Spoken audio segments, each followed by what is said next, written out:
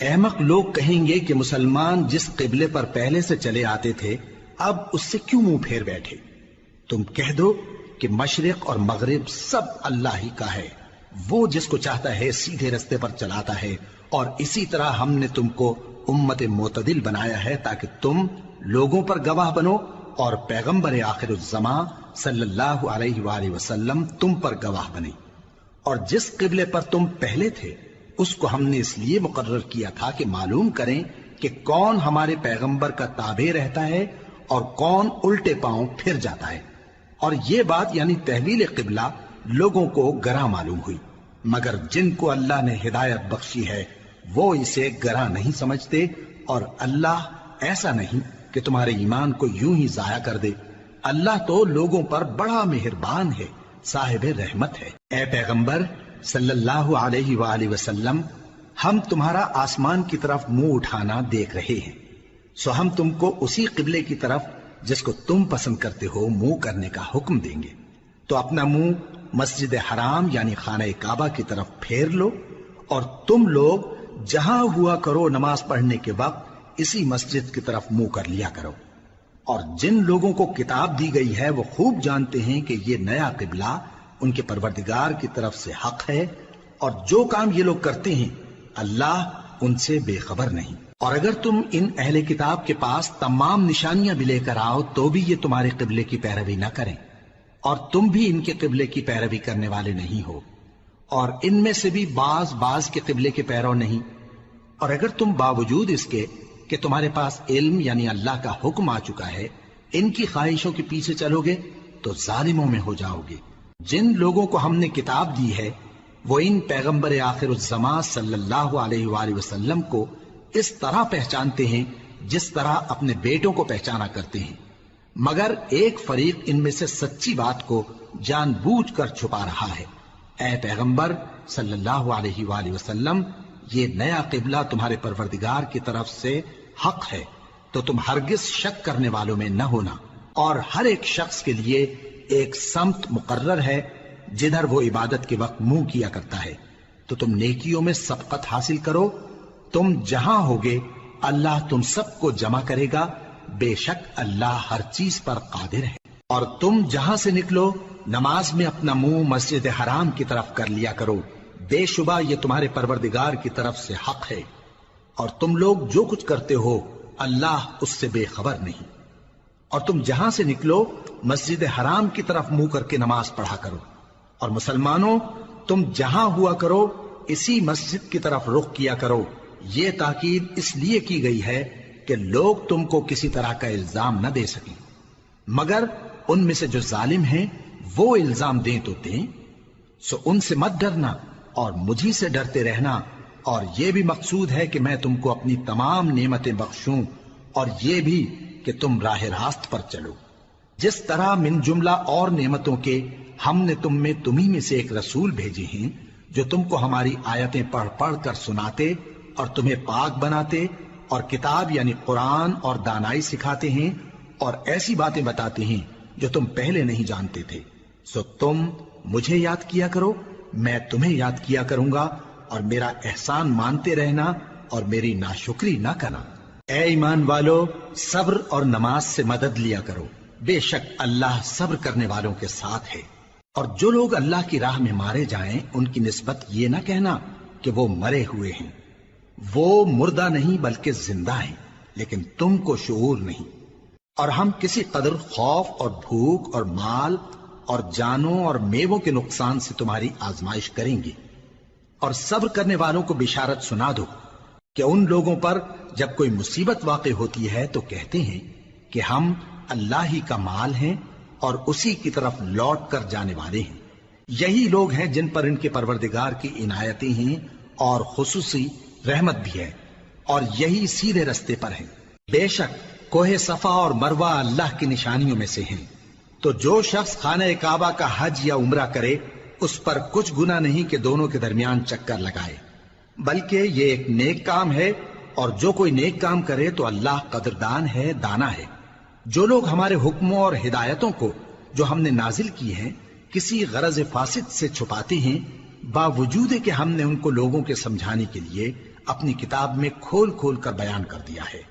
ایسوں پر اللہ اور تمام لعنت کرنے والے لعنت کرتے ہیں۔ ہاں، جو توبہ کرتے ہیں اور اپنی حالت درست کر لیتے ہیں اور احکام الہی کو صاف صاف بیان کر دیتے ہیں تو میں ان کے قصور معاف کر دیتا ہوں، اور میں بڑا معاف کرنے والا بڑا مہربان ہوں۔ جو لوگ کافر ہوئے اور کافر ہی مرے، ایسوں پر اللہ کی اور فرشتوں کی اور انسانوں کی سب کی لعنت، وہ ہمیشہ اسی لعنت میں گرفتار رہیں گے۔ ان سے نہ تو عذاب ہلکا ہی کیا جائے گا اور نہ انہیں کچھ مہلت ملے گی۔ اور لوگوں، تمہارا معبود ایک ہی معبود ہے،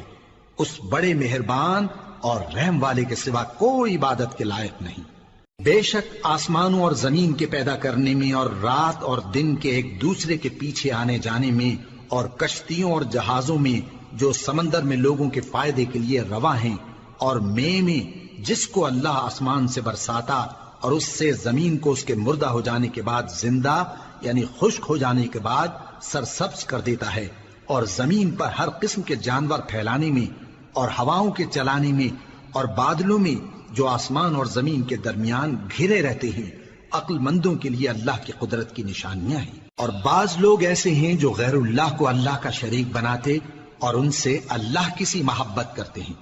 لیکن جو ایمان والے ہیں وہ تو اللہ ہی کے سب سے زیادہ دوست دار ہیں۔ اور اے کاش ظالم لوگ جو بات عذاب کے وقت دیکھیں گے اب دیکھ لیتے کہ سب طرح کی طاقت اللہ ہی کو ہے،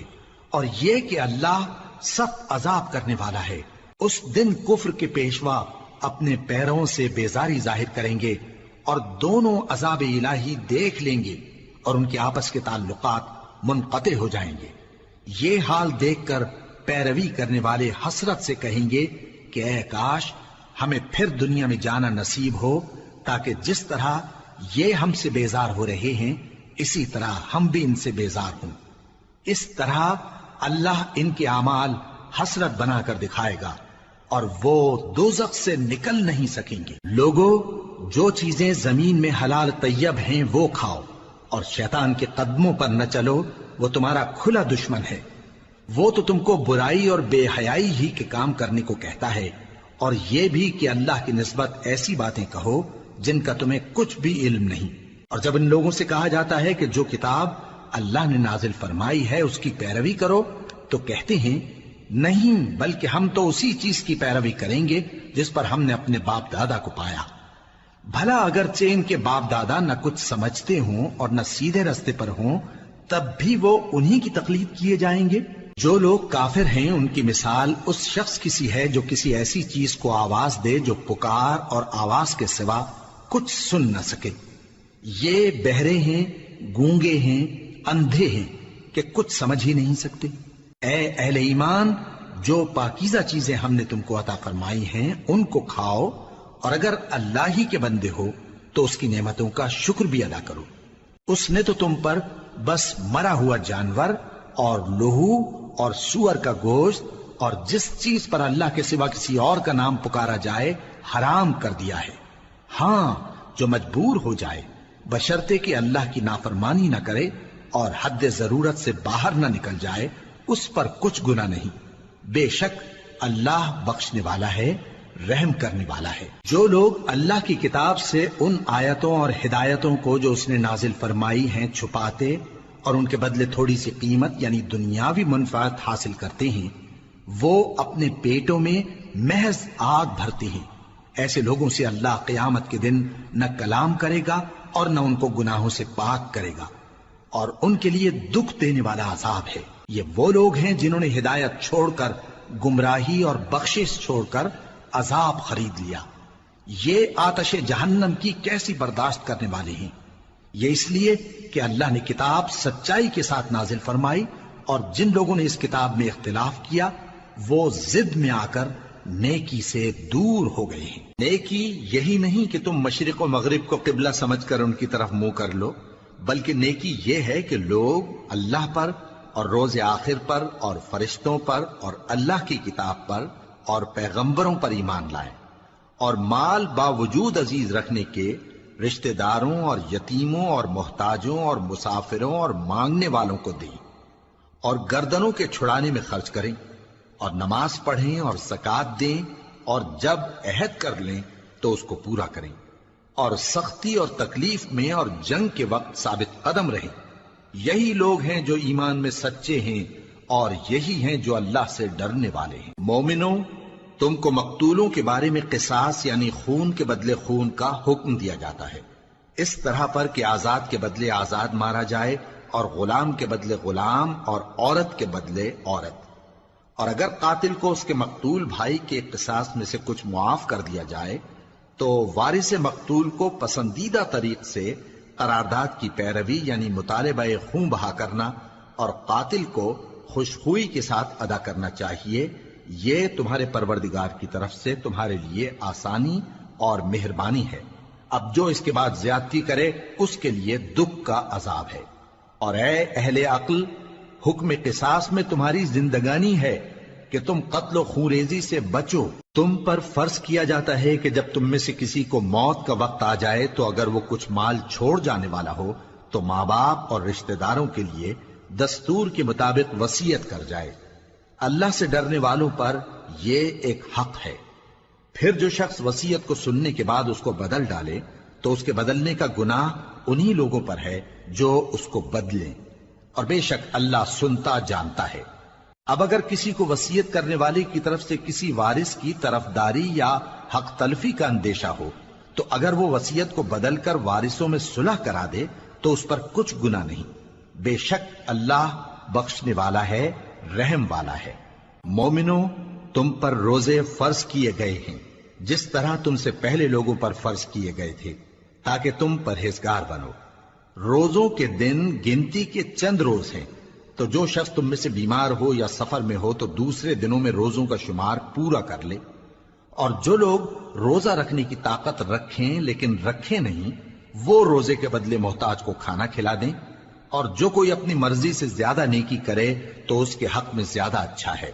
اور اگر سمجھو تو روزہ رکھنا ہی تمہارے حق میں بہتر ہے۔ روزوں کا مہینہ رمضان کا مہینہ ہے جس میں قرآن اول نازل ہوا، جو لوگوں کا رہنما ہے اور جس میں ہدایت کی کھلی نشانیاں ہیں، اور جو حق و باطل کو الگ الگ کرنے والا ہے۔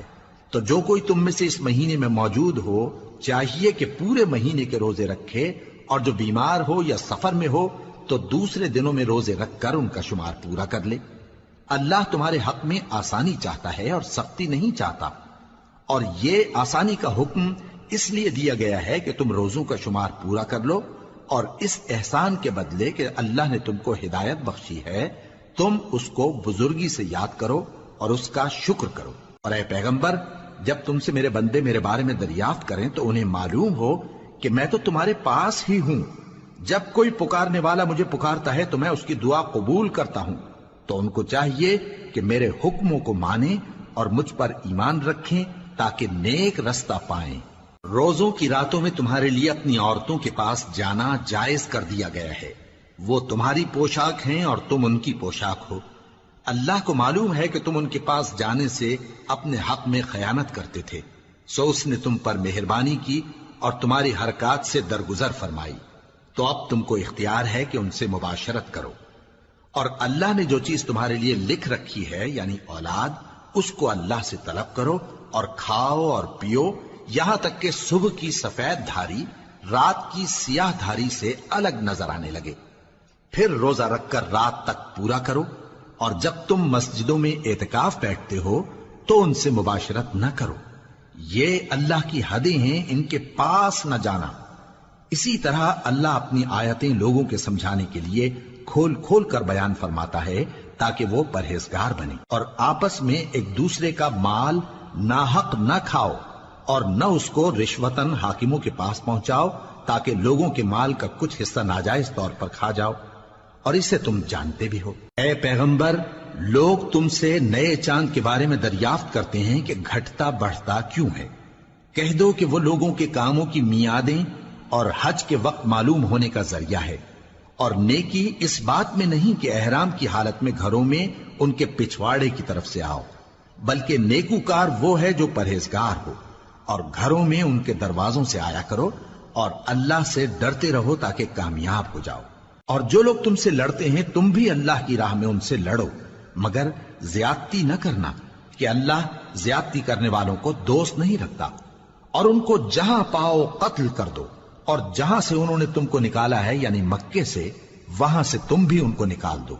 اور دین سے گمراہ کرنے کا فساد قتل و خونریزی سے کہیں بڑھ کر ہے، اور جب تک وہ تم سے مسجد حرام یعنی خانہ کعبہ کے پاس نہ لڑیں، تم بھی وہاں ان سے نہ لڑنا۔ ہاں اگر وہ تم سے لڑیں تو تم ان کو قتل کر ڈالو، کافروں کی یہی سزا ہے۔ پھر اگر وہ باز آ جائیں تو اللہ بخشنے والا ہے، رحم کرنے والا ہے۔ اور ان سے اس وقت تک لڑتے رہنا کہ فساد نابود ہو جائے اور ملک میں اللہ ہی کا دین غالب ہو جائے۔ پھر اگر وہ فساد سے باز آ جائیں تو ظالموں کے سوا کسی پر زیادتی نہیں کرنی چاہیے۔ ادب کا مہینہ ادب کے مہینے کے مقابل ہے، اور ادب کی چیزیں ایک دوسرے کا بدلہ ہیں۔ پس اگر کوئی تم پر زیادتی کرے تو جیسی زیادتی وہ تم پر کرے ویسی ہی تم اس پر کرو، اور اللہ سے ڈرتے رہو اور جان رکھو کہ اللہ ڈرنے والوں کے ساتھ ہے۔ اور اللہ کی راہ میں مال خرچ کرو اور اپنے آپ کو ہلاکت میں نہ ڈالو، اور نیکی کرو، بے شک اللہ نیکی کرنے والوں کو دوست رکھتا ہے۔ اور اللہ کی خوشنودی کے لیے حج اور عمرے کو پورا کرو، اور اگر راستے میں روک لیے جاؤ تو جیسی قربانی میسر ہو کر دو، اور جب تک قربانی اپنے مقام پر نہ پہنچ جائے سر نہ منڈاؤ۔ اور اگر کوئی تم میں بیمار ہو یا اس کے سر میں کسی طرح کی تکلیف ہو تو اگر وہ سر منڈا لے تو اس کے بدلے روزے رکھے یا صدقہ دے یا قربانی کرے۔ پھر جب تکلیف دور ہو کر تم مطمئن ہو جاؤ تو جو تم میں حج کے وقت تک عمرے سے فائدہ اٹھانا چاہے وہ جیسی قربانی میسر ہو کرے، اور جس کو قربانی نہ ملے وہ 3 روزے ایام حج میں رکھے اور 7 جب واپس ہو، یہ پورے 10 ہوئے۔ یہ حکم اس شخص کے لیے ہے جس کے اہل و عیال مکے میں نہ رہتے ہوں۔ اور اللہ سے ڈرتے رہو اور جان رکھو کہ اللہ سخت عذاب دینے والا ہے۔ حج کے مہینے معین ہیں جو معلوم ہیں، تو جو شخص ان مہینوں میں حج کی نیت کر لے تو حج کے دنوں میں نہ عورتوں سے اختلاط کرے، نہ کوئی برا کام کرے اور نہ کسی سے جھگڑے۔ اور جو نیک کام تم کرو گے وہ اللہ کو معلوم ہو جائے گا۔ اور زاد راہ یعنی رستے کا خرچ ساتھ لے جاؤ، کیونکہ بہترین زاد راہ پرہیزگاری ہے۔ اور اے اہل عقل، مجھی سے ڈرتے رہو، اس کا تمہیں کچھ گناہ نہیں کہ حج کے دنوں میں بذریعہ تجارت اپنے پروردگار سے روزی طلب کرو۔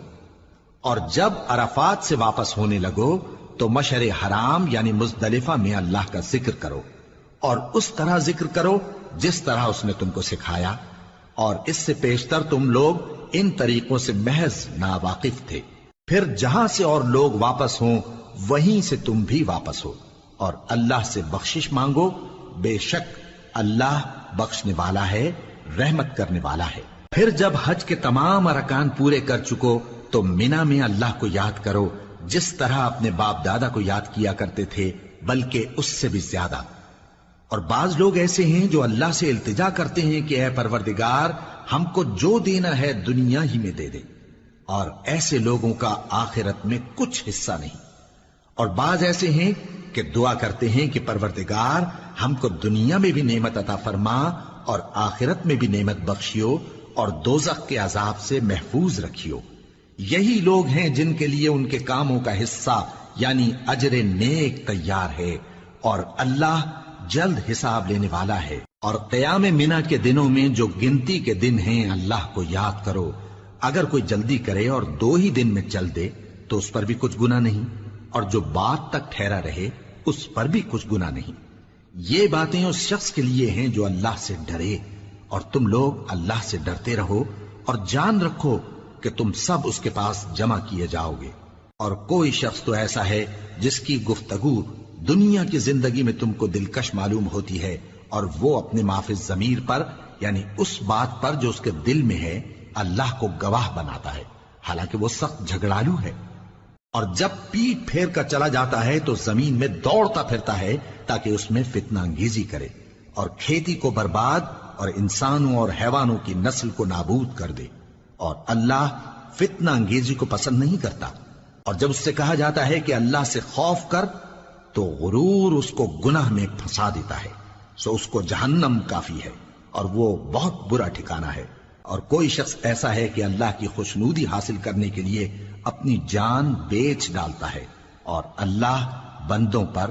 بہت مہربان ہے۔ مومنو، اسلام میں پورے داخل ہو جاؤ اور شیطان کے پیچھے نہ چلو، وہ تو تمہارا کھلا دشمن ہے۔ پھر اگر تم احکام روشن پہنچ جانے کے بعد لڑکھڑا جاؤ تو جان رکھو کہ اللہ غالب ہے، حکمت والا ہے۔ کیا یہ لوگ اسی بات کے منتظر ہیں کہ ان پر اللہ کا عذاب بادل کے سائبانوں میں آ نازل ہو اور فرشتے بھی اتر آئیں اور کام تمام کر دیا جائے؟ اور سب کاموں کا رجوع اللہ ہی کی طرف ہے۔ اے پیغمبر، بنی اسرائیل سے پوچھو کہ ہم نے ان کو کتنی کھلی نشانیاں دیں، اور جو شخص اللہ کی نعمت کو اپنے پاس آنے کے بعد بدل دے تو اللہ سخت عذاب کرنے والا ہے۔ اور جو کافر ہیں ان کے لیے دنیا کی زندگی خوشنما کر دی گئی ہے، اور وہ مومنوں سے تمسخر کرتی ہیں، لیکن جو پرہیزگار ہیں وہ قیامت کے دن ان سے اوپر ہوں گے۔ اور اللہ جس کو چاہتا ہے بے حساب رزق دیتا ہے۔ پہلے تو سب لوگوں کا ایک ہی مذہب تھا، لیکن وہ آپس میں اختلاف کرنے لگے تو اللہ نے ان کی طرف بشارت دینے والے اور ڈر سنانے والے پیغمبر بھیجے، اور ان پر سچائی کے ساتھ کتابیں نازل کی، تاکہ جن امور میں لوگ اختلاف کرتے تھے ان کا ان میں فیصلہ کر دے۔ اور اس میں اختلاف بھی انہی لوگوں نے کیا جن کو کتاب دی گئی تھی، باوجود کہ ان کے پاس کھلے ہوئے احکام آ چکے تھے، اور یہ اختلاف انہوں نے صرف آپس کی ضد سے کیا۔ تو جس امر حق میں وہ اختلاف کرتے تھے اللہ نے اپنی مہربانی سے مومنوں کو اس کی راہ دکھا دی، اور اللہ جس کو چاہتا ہے سیدھا رستہ دکھا دیتا ہے۔ کیا تم یہ خیال کرتے ہو کہ یوں ہی بہشت میں داخل ہو جاؤ گے، اور ابھی تم کو پہلے لوگوں کی سی مشکلیں تو پیش آئی ہی نہیں؟ ان کو بڑی بڑی سختیاں اور تکلیفیں پہنچیں، اور وہ صعوبتوں میں ہلا ہلا دیے گئے، یہاں تک کہ پیغمبر اور مومن لوگ جو ان کے ساتھ تھے سب پکار اٹھے کہ کب اللہ کی مدد آئے گی۔ دیکھو اللہ کی مدد عنقریب آیا چاہتی ہے۔ اے نبی، لوگ تم سے پوچھتے ہیں کہ اللہ کی راہ میں کس طرح کا مال خرچ کریں۔ کہہ دو کہ جو چاہو خرچ کرو، لیکن جو مال خرچ کرنا چاہو وہ درجہ بدرجہ اہل استحقاق یعنی ماں باپ کو اور قریب کے رشتہ داروں کو اور یتیموں کو اور محتاجوں کو اور مسافروں کو سب کو دو، اور جو بھلائی تم کرو گے اللہ اس کو جانتا ہے۔ مسلمانوں، تم پر اللہ کے رستے میں لڑنا فرض کر دیا گیا ہے، اور وہ تمہیں ناگوار تو ہوگا، مگر عجب نہیں کہ ایک چیز تم کو بری لگے اور وہ تمہارے حق میں بھلی ہو، اور عجب نہیں کہ ایک چیز تم کو بھلی لگے اور وہ تمہارے لیے مضر ہو، اور ان باتوں کو اللہ ہی بہتر جانتا ہے اور تم نہیں جانتے۔ اے پیغمبر، لوگ تم سے عزت والے مہینوں میں لڑائی کرنے کے بارے میں دریافت کرتے ہیں، کہہ دو کہ ان میں لڑنا بڑا گناہ ہے، اور اللہ کی راہ سے روکنا اور اس سے کفر کرنا اور مسجد حرام یعنی خانہ کعبہ میں جانے سے بند کرنا اور اہل مسجد کو اس میں سے نکال دینا جو یہ کفار کرتے ہیں، اللہ کے نزدیک اس سے بھی زیادہ گناہ ہے، اور فتنہ انگیزی خونریزی سے بھی بڑھ کر ہے۔ اور یہ لوگ ہمیشہ تم سے لڑتے رہیں گے، یہاں تک کہ اگر مقدور رکھیں تو تم کو تمہارے دین سے پھیر دیں، اور جو کوئی تم میں سے اپنے دین سے پھر کر کافر ہو جائے گا اور کافر ہی مرے گا تو ایسے لوگوں کے اعمال دنیا اور آخرت دونوں میں برباد ہو جائیں گے، اور یہی لوگ دوزخ میں جانے والے ہیں جس میں ہمیشہ رہیں گے۔ جو لوگ ایمان لائے اور اللہ کے لیے وطن چھوڑ گئے اور کفار سے جنگ کرتے رہے وہی اللہ کی رحمت کے امیدوار ہیں، اور اللہ بخشنے والا ہے، رحمت کرنے والا ہے۔ اے پیغمبر، لوگ تم سے شراب اور جوئے کا حکم دریافت کرتے ہیں، کہہ دو کہ ان میں گناہ بڑے ہیں اور لوگوں کے لیے کچھ فائدے بھی ہیں، مگر ان کے گناہ فائدوں سے کہیں زیادہ ہیں۔ اور یہ بھی تم سے پوچھتے ہیں کہ اللہ کی راہ میں کون سا مال خرچ کریں، کہہ دو کہ جو ضرورت سے زیادہ ہو۔ اس طرح اللہ تمہارے لیے اپنے احکام کھول کھول کر بیان فرماتا ہے تاکہ تم سوچو، یعنی دنیا اور آخرت کی باتوں میں غور کرو۔ اور تم سے یتیموں کے بارے میں بھی دریافت کرتے ہیں، کہہ دو کہ ان کی حالت کی اصلاح بہت اچھا کام ہے، اور اگر تم ان سے مل جل کر رہنا یعنی خرچ اکٹھا رکھنا چاہو تو وہ تمہارے بھائی ہیں، اور اللہ خوب جانتا ہے کہ خرابی کرنے والا کون ہے اور اصلاح کرنے والا کون۔ اور اگر اللہ چاہتا تو تم کو تکلیف میں ڈال دیتا، بے شک اللہ غالب ہے، حکمت والا ہے۔ اور مومنوں مشرک عورتوں سے جب تک وہ ایمان نہ لائیں نکاح نہ کرنا، کیونکہ مشرک عورت خواہ تم کو کیسی ہی بھلی لگے اس سے مومن لونڈی بہتر ہے، اور اسی طرح مشرک مرد جب تک ایمان نہ لائیں مومن عورتوں کو ان کی زوجیت میں نہ دینا، کیونکہ مشرک مرد سے خواہ وہ تم کو کیسا ہی بھلا لگے مومن غلام بہتر ہے۔ یہ مشرک لوگوں کو دوزخ کی طرف بلاتی ہیں، اور اللہ اپنی مہربانی سے بہشت اور بخشش کی طرف بلاتا ہے، اور اپنے حکم لوگوں سے کھول کھول کر بیان کرتا ہے تاکہ نصیحت حاصل کریں۔ اور تم سے حیض کے بارے میں دریافت کرتے ہیں، کہہ دو وہ تو نجاست ہے، سو ایام حیض میں عورتوں سے کنارہ کش رہو، اور جب تک وہ پاک نہ ہو جائیں ان سے مقاربت نہ کرو۔ ہاں جب وہ پاک ہو جائیں تو جس طریق سے اللہ نے تمہیں ارشاد فرمایا ہے ان کے پاس جاؤ، کچھ شک نہیں کہ اللہ توبہ کرنے والوں اور پاک صاف رہنے والوں کو دوست رکھتا ہے۔ تمہاری عورتیں تمہاری کھیتی ہیں، تو اپنی کھیتی میں جس طرح چاہو جاؤ، اور اپنے لیے نیک عمل آگے بھیجو، اور اللہ سے ڈرتے رہو، اور جان رکھو کہ ایک دن تمہیں اس کے روبرو حاضر ہونا ہے۔ اور اے پیغمبر ایمان والوں کو بشارت سنا دو، اور اللہ کے نام کو اس بات کا ہیلا نہ بنانا کہ اس کی قسمیں کھا کھا کر سلوک کرنے اور پرہیزگاری کرنے اور لوگوں میں صلح و سازگاری کرانے سے رک جاؤ، اور اللہ سب کچھ سنتا ہے جانتا ہے۔ اللہ تمہاری لغو قسموں پر تم سے مواخذہ نہیں کرے گا، لیکن جو قسمیں تم قصد دلی سے کھاؤ گے ان پر مواخذہ کرے گا، اور اللہ بخشنے والا ہے بردبار ہے۔ جو لوگ اپنی عورتوں کے پاس جانے کی قسم کھا لیں ان کو 4 مہینے تک انتظار کرنا چاہیے۔ اگر اس عرصے میں قسم سے رجوع کر لیں تو اللہ بخشنے والا ہے، مہربان ہے، اور اگر طلاق کا ارادہ کر لیں تو بھی اللہ سنتا ہے جانتا ہے۔ اور طلاق والی عورتیں 3 حیض تک اپنے تئیں روکے رہیں، اور اگر وہ اللہ اور روز قیامت پر ایمان رکھتی ہیں تو ان کو جائز نہیں کہ اللہ نے جو کچھ ان کے شکم میں پیدا کیا ہے اس کو چھپائیں، اور ان کے خاوند اگر پھر موافقت چاہیں تو اس مدت میں وہ ان کو اپنی زوجیت میں لے لینے کے زیادہ حقدار ہیں۔ اور عورتوں کا حق مردوں پر ویسا ہی ہے جیسے دستور کے مطابق مردوں کا حق عورتوں پر ہے، البتہ مردوں کو عورتوں پر 1 درجہ فضیلت ہے، اور اللہ غالب ہے، صاحب حکمت ہے۔ طلاق صرف 2 بار ہے، یعنی جب 2 دفعہ طلاق دے دی جائے تو پھر عورتوں کو یا تو بطریق شائستہ نکاح میں رہنے دینا ہے یا بھلائی کے ساتھ چھوڑ دینا، اور یہ جائز نہیں کہ جو مہر تم ان کو دے چکے ہو اس میں سے کچھ واپس لے لو۔ ہاں اگر زن و شوہر کو خوف ہو کہ وہ اللہ کی حدوں کو قائم نہیں رکھ سکیں گے تو اگر عورت خاوند کے ہاتھ سے رہائی پانے کے بدلے میں کچھ دے ڈالے تو دونوں پر کچھ گناہ نہیں۔ یہ اللہ کی مقرر کی ہوئی حدیں ہیں، ان سے باہر نہ نکلنا، اور جو لوگ اللہ کی حدوں سے باہر نکل جائیں گے وہ گناہگار ہوں گے۔ پھر اگر شوہر 2 طلاقوں کے بعد تیسری طلاق عورت کو دے دے تو اس کے بعد جب تک عورت کسی دوسرے شخص سے نکاح نہ کر لے اس پہلے شوہر پر حلال نہ ہوگی۔ ہاں اگر دوسرا خاوند بھی طلاق دے دے اور عورت اور پہلا خاوند پھر ایک دوسرے کی طرف رجوع کر لیں تو ان پر کچھ گناہ نہیں، بشرطے کہ دونوں یقین کریں کہ اللہ کی حدوں کو قائم رکھ سکیں گے، اور یہ اللہ کی حدیں ہیں، ان کو وہ ان لوگوں کے لیے بیان فرماتا ہے جو علم رکھتے ہیں۔ اور جب تم عورتوں کو 2 دفعہ طلاق دے چکو اور ان کی عدت پوری ہو جائے تو انہیں یا تو حسن سلوک سے نکاح میں رہنے دو یا بطریق شائستہ رخصت کر دو، اور اس نیت سے ان کو نکاح میں نہ رہنے دینا چاہیے کہ انہیں تکلیف دو اور ان پر زیادتی کرو، اور جو ایسا کرے گا وہ اپنا ہی نقصان کرے گا۔ اور اللہ کے احکام کو ہنسی اور کھیل نہ بناؤ،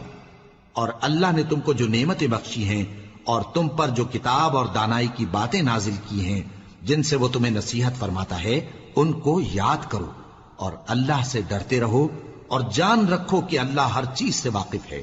اور جب تم عورتوں کو طلاق دے چکو اور ان کی عدت پوری ہو جائے تو ان کو اپنے شوہروں کے ساتھ جب وہ آپس میں جائز طور پر راضی ہو جائیں نکاح کرنے سے مت روکو۔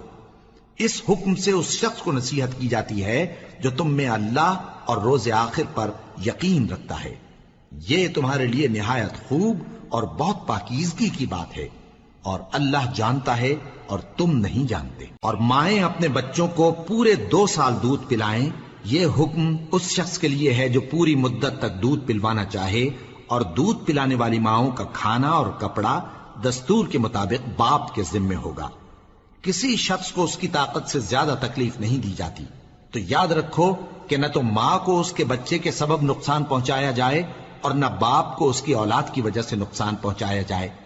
اور اسی طرح نان و نفقہ بچے کے وارث کے ذمے ہے۔ اور اگر دونوں یعنی ماں باپ آپس کی رضامندی اور صلاح سے بچے کا دودھ چھڑانا چاہیں تو ان پر کچھ گناہ نہیں، اور اگر تم اپنی اولاد کو دودھ پلوانا چاہو تو تم پر کچھ گناہ نہیں، بشرطے کہ تم دودھ پلانے والیوں کو دستور کے مطابق ان کا حق جو تم نے دینا کیا تھا دے دو، اور اللہ سے ڈرتے رہو اور جان رکھو کہ جو کچھ تم کرتے ہو اللہ اس کو دیکھ رہا ہے۔ اور جو لوگ تم میں سے مر جائیں اور عورتیں چھوڑ جائیں تو وہ عورتیں 4 مہینے اور 10 دن اپنے آپ کو روکے رہیں، اور جب یہ عدت پوری کر چکیں اور اپنے حق میں پسندیدہ کام یعنی نکاح کر لیں تو تم پر کچھ گناہ نہیں،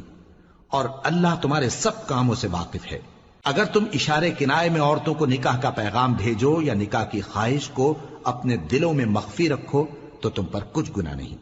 اللہ کو معلوم ہے کہ تم ان سے نکاح کا ذکر کرو گے، مگر ایام عدت میں اس کے سوا کے دستور کے مطابق کوئی بات کہہ دو، پوشیدہ طور پر ان سے قول و قرار نہ کرنا،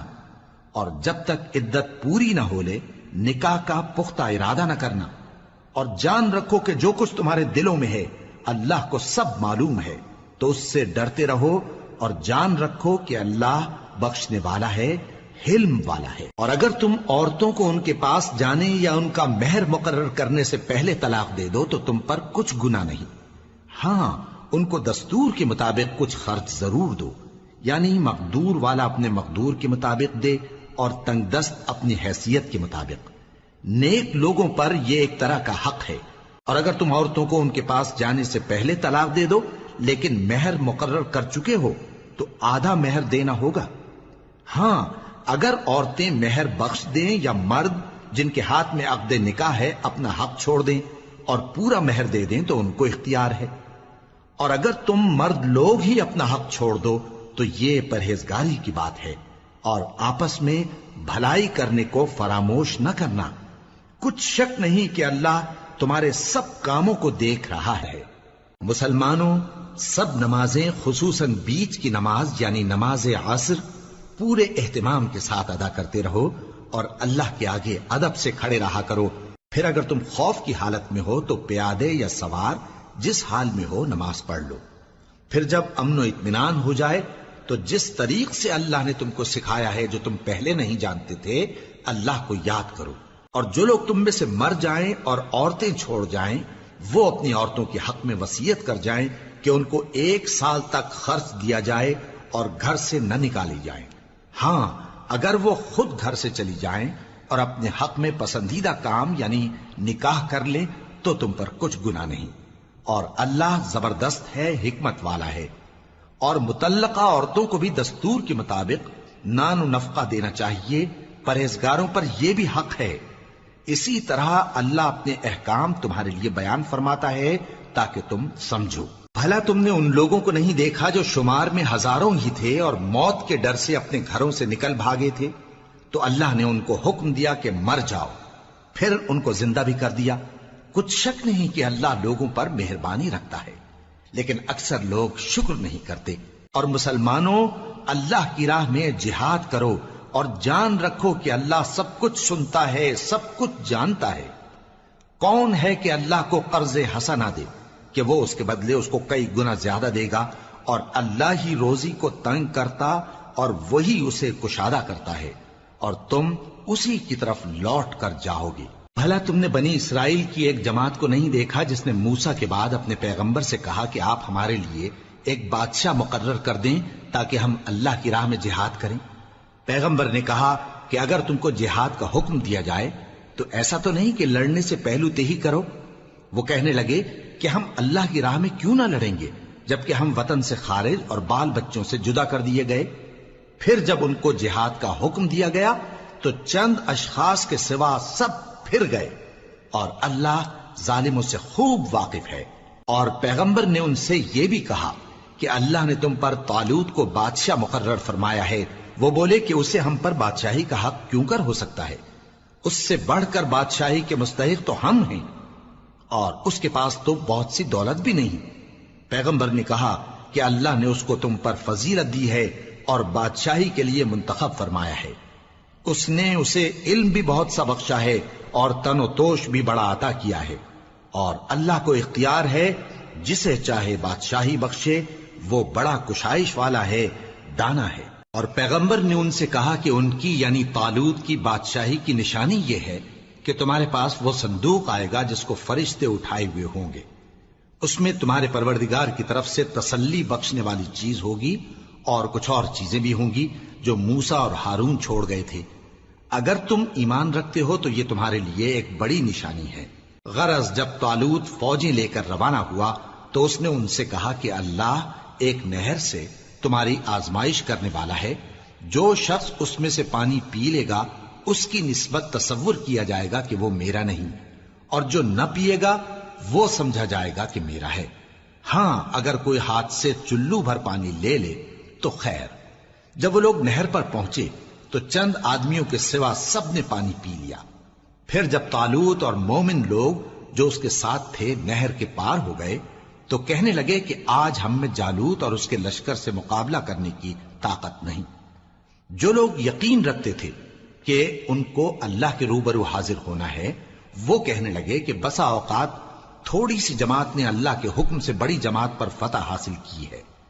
اور اللہ ثابت قدم رہنے والوں کے ساتھ ہے۔ اور جب وہ لوگ جالوت اور اس کے لشکر کے مقابل میں آئے تو اللہ سے دعا کی کہ اے پروردگار، ہم پر صبر کے دہانے کھول دے اور ہمیں لڑائی میں ثابت قدم رکھ اور لشکر کفار پر فتح یاب کر۔